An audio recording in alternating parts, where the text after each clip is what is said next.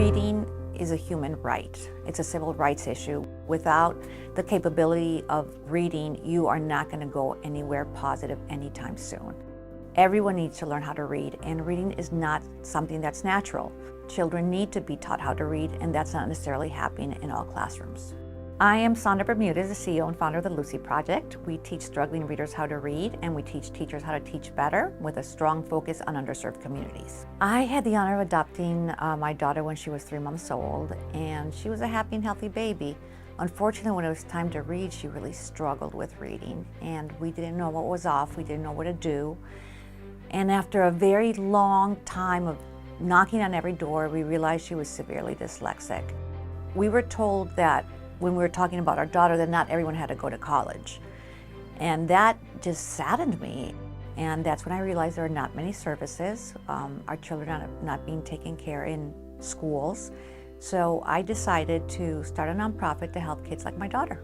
Hi, I'm Shantae Duggins. I oversee the New Roles Reading Initiative, which is a program that was established by legislation in 2021.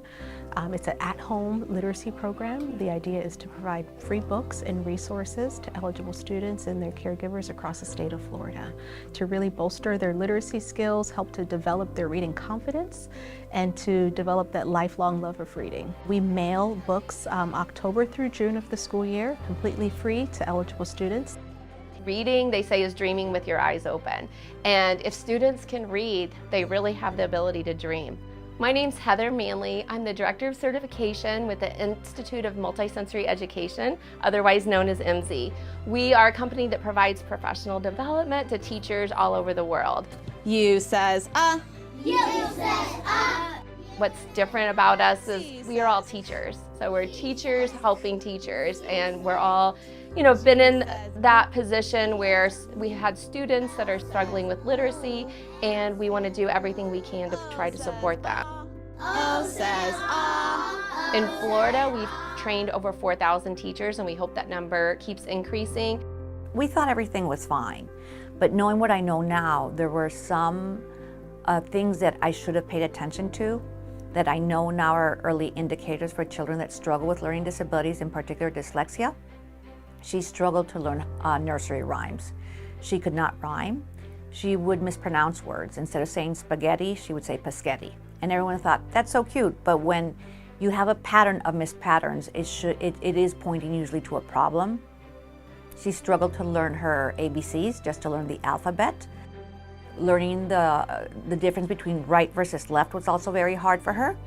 And if it had been only one of these things, it would have been fine. But when you start seeing a pattern and you know what you're looking for, you say, okay, my child probably needs extra help. Let's start working on it right now. Early intervention based on the science of reading is key.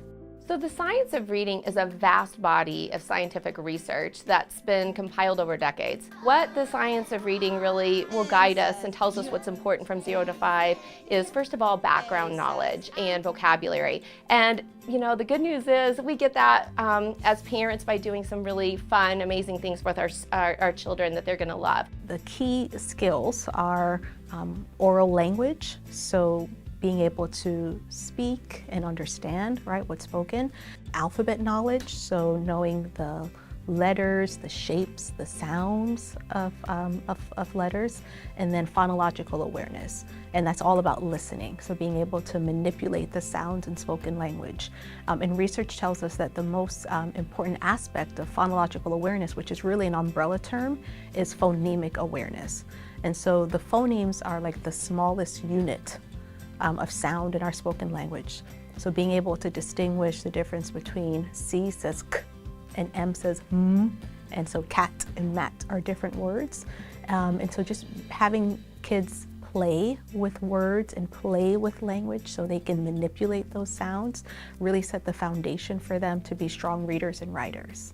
There's so many things that an early childhood educator can do to set a young child up for success. For our youngest 0 to 5, the important components that I think that teachers and parents can really address are that vocabulary development, that rich oral language, making sure we're reading to our students. The more we can read aloud, every day will really be helpful, especially rhyming books. The magic is talking, right? Talking with kids, not at them, engaging in conversation with children, being intentional about the words that we expose them to, encouraging them to talk to each other.